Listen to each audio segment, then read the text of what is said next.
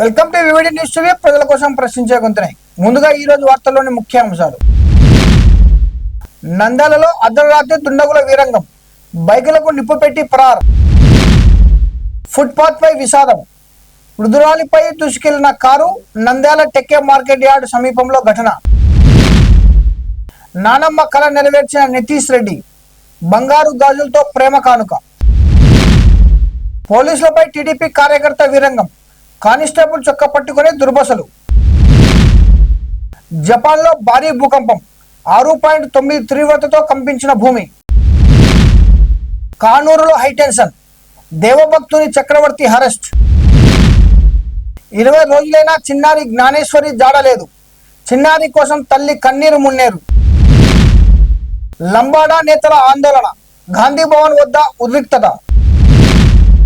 Splendor బైక్ల దొంగ, Splendor Siddha Reddy arrest. భక్తి శ్రద్ధలతో గాయత్రి జయంతి వేడుకలు, బ్రాహ్మణ సంక్షేమ సమైక్యకు రిజిస్ట్రేషన్ సర్టిఫికేట్. ఫీజుల దోపిడీపై రోడ్డెక్కిన విద్యార్థులు, లోకేష్ రాజీనామాకు పీడీఎస్యూ డిమాండ్. నంద్యాల పట్టణంలోని ప్రియాంక నగర్లో అర్ధరాత్రి గుర్తు తెలియని వ్యక్తులు ఇంటి ముందు పార్క్ చేసిన ద్విచక్ర వాహనాలకు నిప్పు పెట్టారు. ఈ ఘటనలో వాహనాలు పూర్తిగా దగ్ధమయ్యాయి.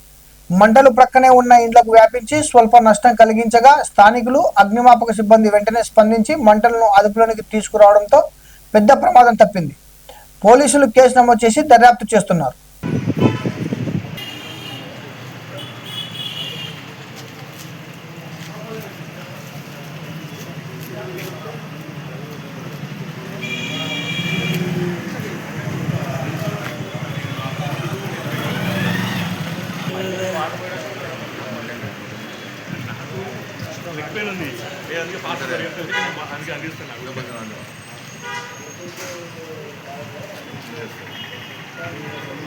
ఏ టైంలో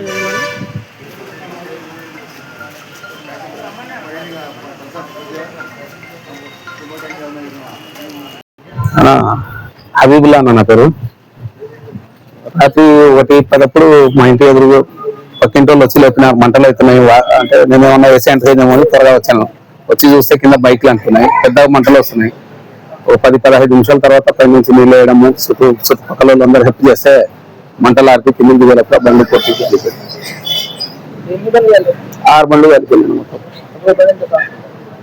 మినిమం 40-50 వేలు. ఒక కొత్త బండి ఉంది మా పక్కింటి వాళ్ళది. సీసీ కెమెరాలు ఏం లేవనాల్సింది అక్కడ. ఓనర్ పెట్టాలి, అంతా మేము రెంటుకున్న వాళ్ళం, మా సంబంధం లేదు సార్. Fashion pro. మా పేరు పవన్ కుమార్ అన్న. మేము గత 2 ఏళ్ళ నుంచి ఇక్కడ రెంట్కుంటున్నాము. నైట్ సడన్ గా మంటలు వచ్చినాయి. మంటలు వచ్చేసరికి అందరు ఇంటి పక్కన వాళ్ళు అందరూ కేకలు వేసేసరికి మేము కూడా లేచి వచ్చినాము. లేచి వచ్చి చూస్తే మొత్తం మంటలు మొత్తం పొగలల్లో చుట్టుకుపోయినాయి. చుట్టుకొని పోయింటే కొంచెం ఆత్మనికి ట్రై చేసాము. కిందకి వచ్చేసరికి మొత్తం కాలిపోయినాయి. అనుమానం అయితే ఏం లేదనేది కావాలనే చేశారనేసి అనుకుంటాను. కొంచెం మళ్ళీ పోలీసు వాళ్ళు సహకరించి కొంచెం న్యాయం చేస్తారని కోరుకుంటున్నాము. నా వెహికల్. నంద్యాల టెక్కే మార్కెట్ సమీపంలో ఫుట్పాత్ పై అరటిపండ్లు విక్రయిస్తున్న వృద్ధురాలపై అదుపు తప్పిన కారు దూసుకెళ్లింది. ప్రమాదంలో ఆమెకు 2 కాళ్లకు గాయాలు అయినట్లు సమాచారం. స్థానికులు వెంటనే ప్రభుత్వ ఆసుపత్రికి తరలించగా డ్రైవర్ నిర్లక్ష్యమే ప్రమాదానికి కారణమని ఆరోపిస్తున్నారు. ఘటనపై పోలీసులు దర్యాప్తు చేపట్టారు.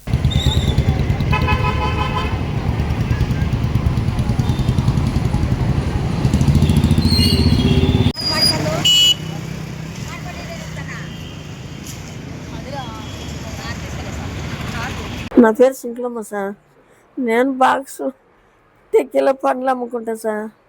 బాక్సులు పెట్టుకొని కూర్చోండి, వచ్చి జీపు తగిలింది. నాకైతే ఇక్కడ ఏం ప్రాబ్లం సార్, 2 కాళ్ళు ప్రాబ్లమే సార్. నాకు కాళ్ళ నొప్పులే ఎక్కువ ఉన్నాయి.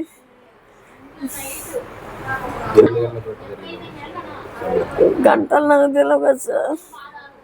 టైం మొక్క వెళ్ళకి ఎవరికన్నా రోజు అట్టి పని ఎత్తుకొచ్చుకొని మార్కెట్ పెట్టుకొని అమ్ముకుంటాను మా అమ్మ. ఇంకొకరు వచ్చి కారు మీది రాంగ్ రోడ్డు వచ్చి తగిలిచ్చింది. ఏం పేరు అయినా మీ పేరు? రహమాన్. హనుమాన్ ఆయన పేరు, డ్రైవర్ పేరు.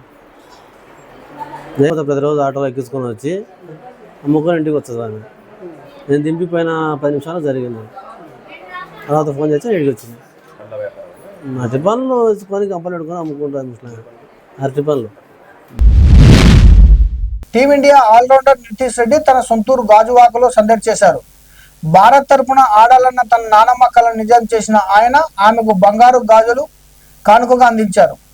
గాయం కారణంగా ఐర్లాండ్, ఇంగ్లాండ్ సిరీస్లకు దూరమైన తాను మరో 4-5 వారాల్లో కోలుకుని జింబాబ్వే పర్యటనకు అందుబాటులోకి వస్తానని తెలిపారు.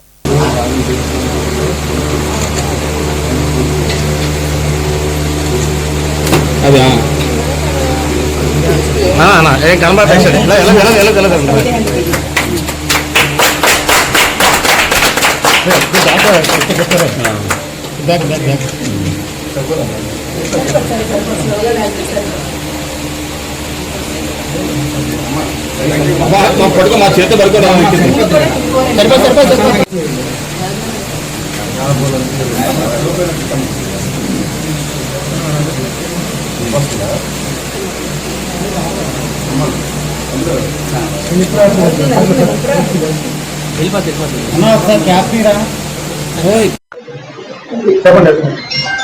లేదండి, మా మామగారిని చూసి చాలా రోజులు అయింది. నాన్నమ్మ గారిని చూసి ఇప్పుడు ప్రతిసారి వద్దాం అనుకుంటున్నాం. ఇప్పటికి చాలా రోజులు అయిపోయింది. 4 సంవత్సరాలు అయింది ఇక్కడి నుంచి వెళ్ళి. ఒకసారి నాన్నమ్మని కలిసి, డాడీ కూడా ఇప్పటి నుంచి కలవాలంటున్నారు, ఫ్యామిలీ అంతా కలిసి. అందుకు రావడం జరిగిందండి. ఏదండి, ఆల్మోస్ట్ 4.5 సంవత్సరాలు. ఎందుకంటే ఇక్కడ నుంచి గ్రౌండ్ దగ్గరికి ప్రాక్టీస్ అని చెప్పి టౌన్ షిఫ్ట్ అవడం అయింది. అక్కడికి వెళ్ళినప్పటి నుంచి మళ్ళీ India matches, IPL matches select అవడంతో ఇంక అటు నుంచి అటే ఇంటికో సరిగ్గా రావడం జరగలేదు. ఇంక తుమ్మిలో రావడం అనేది ఇంక అస్సలు జరగలేదు. సో అందుకే 4.5 సంవత్సరాలు అయిందండి.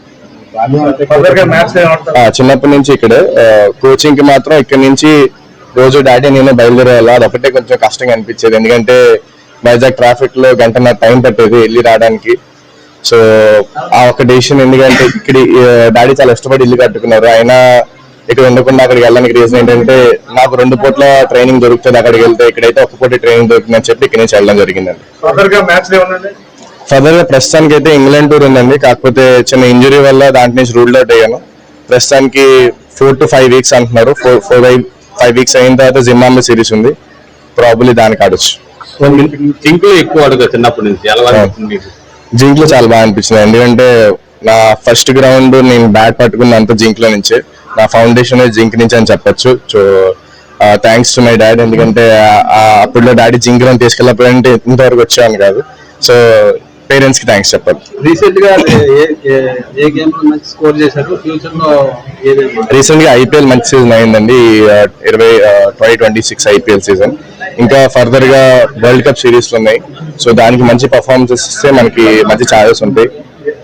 ఏ క్రికెటర్ కైనా వరల్డ్ కప్ ఇండియా తరపున ఆడి కప్ తీసుకురావాలనే ఉద్దేశం ఉంటుంది. సో అదే లక్ష్యంగా పెట్టుకుంటున్నాం. సో యాక్చువల్గా ఇప్పుడు మీరు చెప్తున్న ప్రకారం ఇక్కడ ప్రాపర్ ఫెసిలిటీ లేకపోవడం వల్లే మధువాడ వరకు ఎందుకు వెళ్ళాల్సి వచ్చిందంటే, ఎందుకంటే క్యాంప్స్ అండి. ఇప్పుడు ప్లేయర్లు అందరికీ ఒక చోట క్యాంప్ పెడతారు. ఇప్పుడు 3-4 చోట్ల క్యాంప్ పెట్టలేరు.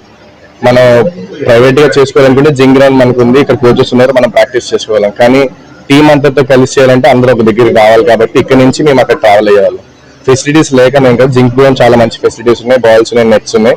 కాకపోతే మొత్తం వైజాగ్ ప్లేయర్స్ అందరూ ఒక దగ్గర రావాలి కాబట్టి మధువాడ వెళ్ళాల్సి వచ్చింది.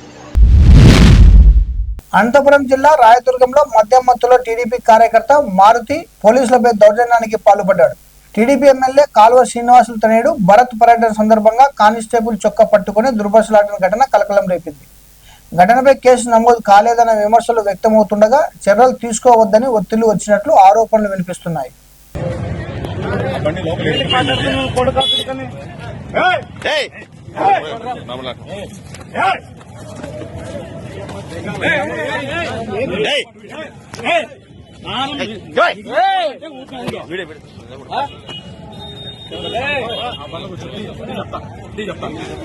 ఇది చాలా అయిపోయింది.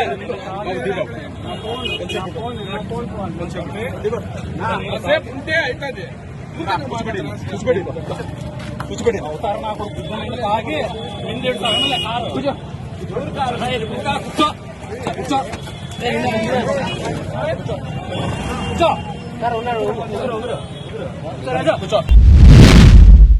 ఉత్తర జపాన్లో 6.9 తీవ్రతతో భారీ భూకంపం సంభవించింది. టోక్యో సహా పలు ప్రాంతాల్లో భూ ప్రకంపనలు సమోదయ్యాయి. భూకంప కేంద్రం సముద్ర ఘట్టానికి 50 కిలోమీటర్ల లోతులో ఉన్నట్లు జపాన్ వాతావరణ సంస్థ వెల్లడించింది.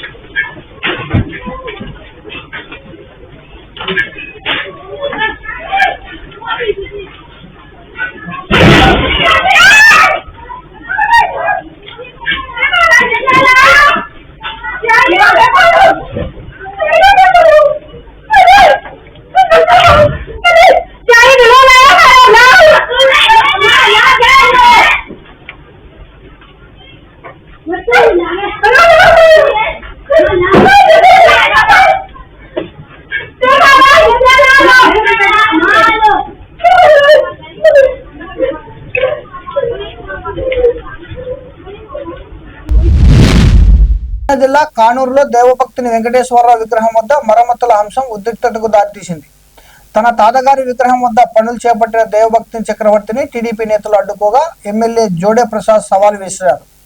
విగ్రహం వద్దకు వెళ్తున్న చక్రవర్తిని పోలీసులు అడ్డుకుని అదుపులోకి తీసుకుని గన్నవరం పోలీస్ స్టేషన్ కు తరలించారు.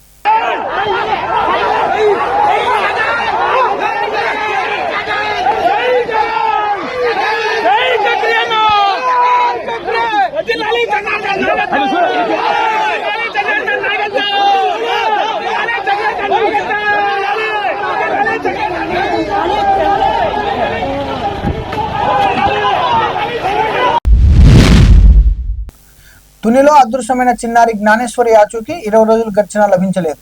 కూతురు కోసం బెంగతో తినక నిద్రలేక తీవ్ర అవస్థలకు గురైన తల్లి భవానీని ఆసుపత్రికి తరలించి చికిత్స అందిస్తున్నారు. చిన్నారిని త్వరగా గుర్తించాలని కుటుంబ సభ్యులు పోలీసులను వేడుకుంటున్నారు.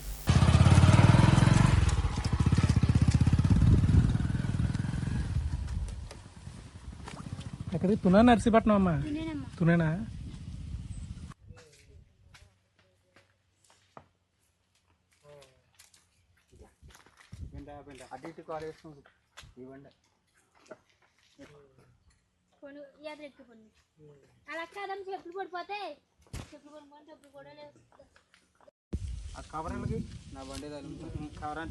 కాదు వెనకాల ఎవరు కూర్చోరా?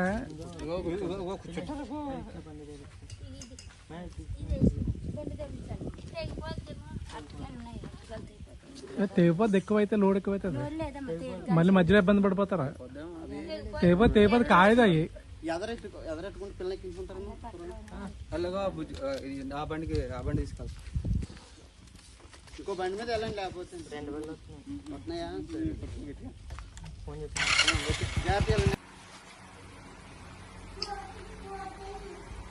ఇక్కడ లోకల్లో ఎవరైనా ఉన్నారా డాక్టర్లు? అంటే ఇంటికి వచ్చి చూస్తారా? ఇంటికి వచ్చి చూసినా పోనీ సెలైన్ పెట్టి చేయండి, బాగా వీక్ గా ఉంది.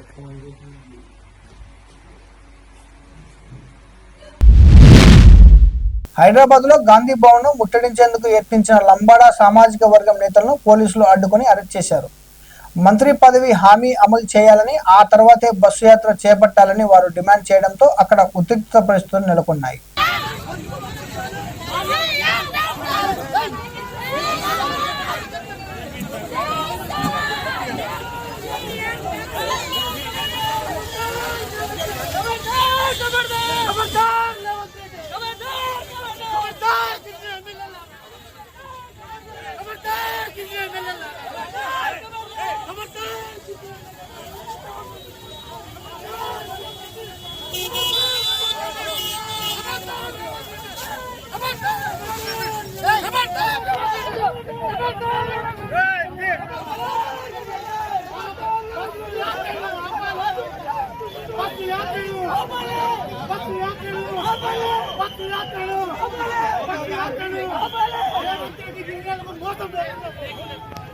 రేవంత్ రెడ్డి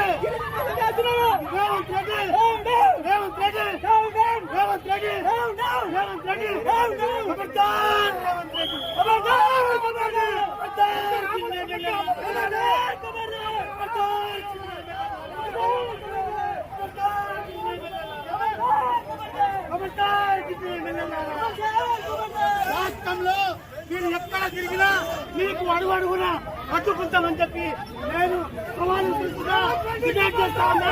మీకు ఈ రాష్ట్రంలో ఎక్కడ అడుగునా ఇబ్బందులు ఉంటాయి. ఖచ్చితంగా పోరాటం చేస్తాం. చేస్తామని చెప్పి నేను డిమాండ్ చేస్తా ఉన్నా.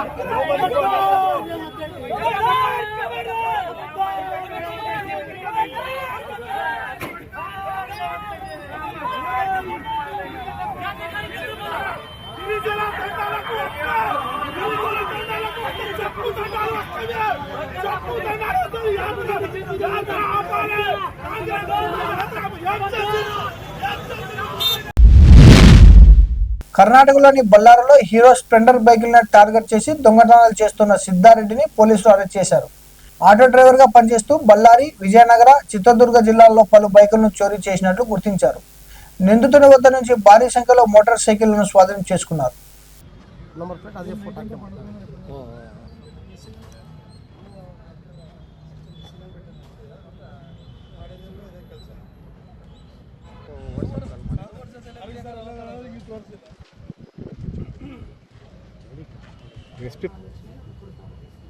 ಬಟ್ ನಾವೆಲ್ಲರಿಗೂ ಒಂದು ಅಲರ್ಟ್ ಲೆಟರ್ ಬರೀತೀವಿ.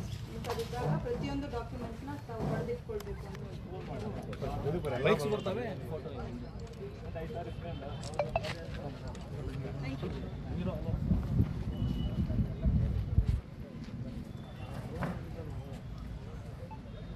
ಸುಮಾರು ಒಂದೂವರೆ ವರ್ಷದಿಂದ ಇದೇ ವೃತ್ತಿಯನ್ನು ಮಾಡ್ತಾ ಇದ್ದು. ಅವನು ಮೇನ್ ವೃತ್ತಿ ಏನಂತಂದರೆ ಅವನು ಆಟೋ ಡ್ರೈವರ್.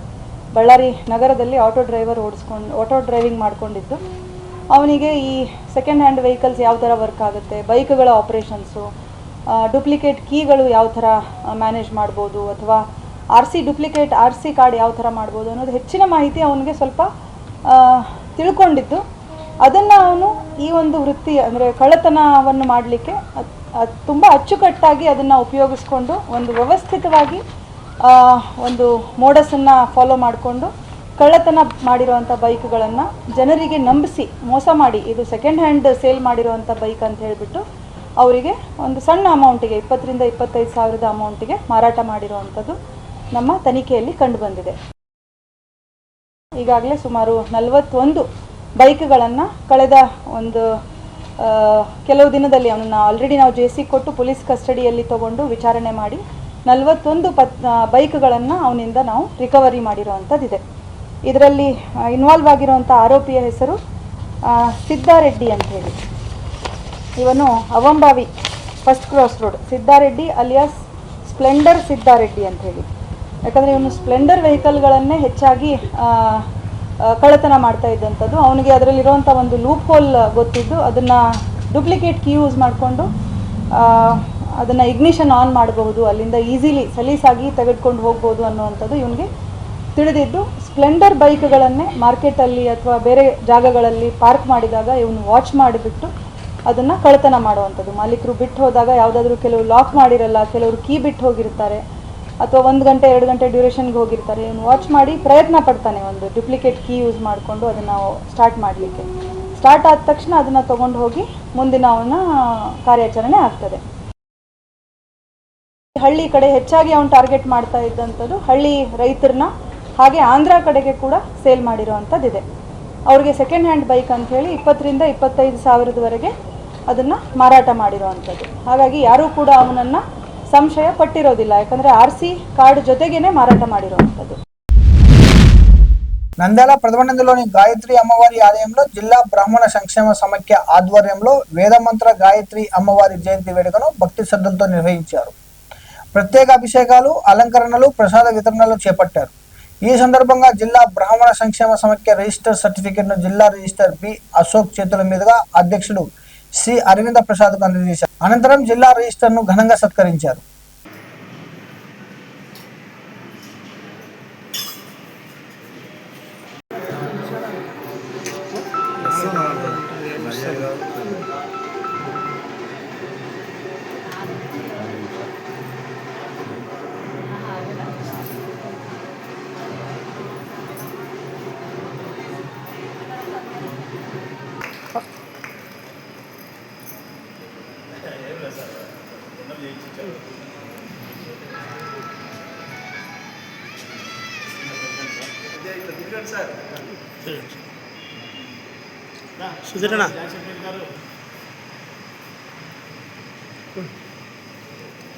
అందరికీ నమస్కారం. శ్రీ గురుభ్యో నమః. నంద్యాల జిల్లా బ్రాహ్మణ సంక్షేమ సమైక్య ఆధ్వర్యంలో ఈరోజు గాయత్రి మాత యొక్క జయంతి సందర్భంగా నంద్యాలలోని గాయత్రి దేవాలయం నందు అత్యంత వైభవపేతంగా అమ్మవారికి ప్రత్యేక అలంకరణ మరియు భక్తి శ్రద్ధలతో పూజలు నిర్వహించడం జరిగింది. ఈ యొక్క అవకాశాన్ని మాకు ఈరోజు ఇక్కడ కల్పించినందుకు బ్రాహ్మణ సేవా సమైక్య వారికి ముందుగా ప్రత్యేక ధన్యవాదాలు తెలియజేసుకుంటున్నాం. అదేవిధంగా నంద్యాల జిల్లాలో ఉన్నటువంటి ఏ నియోజకవర్గాల బ్రాహ్మణ సంఘాలందరికీ కూడా మేము తెలియజేశాము. గాయత్రి అమ్మవారి యొక్క జయంతిని చాలా మంది మర్చిపోతున్నారు. కాబట్టి తప్పకుండా ఎవరి స్తోమకు తగ్గట్టుగా వారి యొక్క స్థాయికి తగ్గట్టుగా అమ్మవారి జయంతి వేడుకలు చేసుకోవాల్సిందిగా అందరం మేము ప్రార్థిస్తూ, ఈరోజు ముఖ్యంగా ఏంటంటే నంద్యాల జిల్లా బ్రాహ్మణ సంక్షేమ సమైక్య రిజిస్ట్రేషన్ అనేది జరిగింది. ఈరోజు మనకు రిజిస్టర్ గారే వచ్చి ఆయన చేతుల మీదుగా మనకి రిజిస్ట్రేషన్ సర్టిఫికేట్ ఇవ్వడం చాలా సంతోషదాయకం. ఈ సభాముఖంగా ఆయనకు ప్రత్యేక ధన్యవాదాలు తెలియజేసుకుంటున్నాం. అదేవిధంగా మా అధ్యక్షులు అరవింద ప్రసాద్ గారి యొక్క అధ్యక్షతన ముందు ఇంకా మంచి కార్యక్రమాలు నిర్వహిస్తూ అన్ని బ్రాహ్మణ సంఘాల వాళ్ళని కలుపుకుంటూ లోకల్గా అయితేనేమి చుట్టుపక్కల ఉన్న అన్ని బ్రాహ్మణ సంఘాలతో ముఖ్యంగా బ్రాహ్మణులకు ఉపయోగపడే కార్యక్రమాలు చేయాలని చెప్పి సంకల్పంతో మేము ముందుకు వెళ్తున్నాం. దీనికి అమ్మవారి ఆశీస్సుతో పాటు అందరు బ్రాహ్మణుల యొక్క ఆశీస్సు కూడా ఉండాలని చెప్పి కోరుకుంటున్నాం. ధన్యవాదాలు. ఈ రోజు గాయత్రి అమ్మవారి జయంతి సందర్భంగా నన్ను ఇన్వైట్ చేసినందుకు ఈ బ్రాహ్మణ సమాఖ్య సంఘ సభ్యులందరికీ కూడా, మరియు ప్రెసిడెంట్ గారికి, సెక్రటరీ గారికి, ప్రసాద్ గారికి, వాళ్ళు మిగిలిన సభ్యులందరికీ కూడా నా యొక్క ధన్యవాదాలు. అయితే మీరు అన్నట్టుగా గాయత్రి అమ్మవారిని అందరూ మర్చిపోతున్నారు. కాకపోతే గాయత్రి అమ్మవారి తలుచుకుంటేనే మనకి ఎన్నెన్నో శుభ సంకేతాలు కనబడతా ఉంటాయి. జీవితంలో కావచ్చు, ప్రతి దశలో కూడా మనం అభివృద్ధి పదంలో ప్రయాణిస్తుంటాము. ఇది మర్చిపోకుండా చేయటం అనేది కూడా నాకు కూడా సంతోషం అనిపించింది. ఈ రోజు నన్ను ఇన్వైట్ చేసినందుకు, జయంతి జరుపుకోవడం నాకు సంతోషాన్ని ఇచ్చింది. ఈ కార్యక్రమం నన్ను ఆహ్వానించినందుకు సంఘ సభ్యులందరూ కూడా నాకు ధన్యవాదాలు. పీడీఎస్ రాష్ట్ర అధ్యక్షుడు ఎస్ఎండి రఫీ ఆధ్వర్యంలో నంద్యాలలో విద్యారంగ సమస్యలపై భారీ ర్యాలీ, రాస్తారోకో నిర్వహించారు. పెండింగ్ నిధుల విడుదల, ప్రత్యేక డిఎస్సి, టీచర్ పోస్టుల భర్తీ చేయాలని డిమాండ్ చేశారు. కార్పొరేట్ ఫీజుల దోపిడీ, హాస్టళ్లలో నాణ్యత లేని ఆహారంపై నాయకులు మండిపడ్డారు. సమస్యలు పరిష్కరించకపోతే అసెంబ్లీ ముట్టడి చేస్తామని హెచ్చరించారు.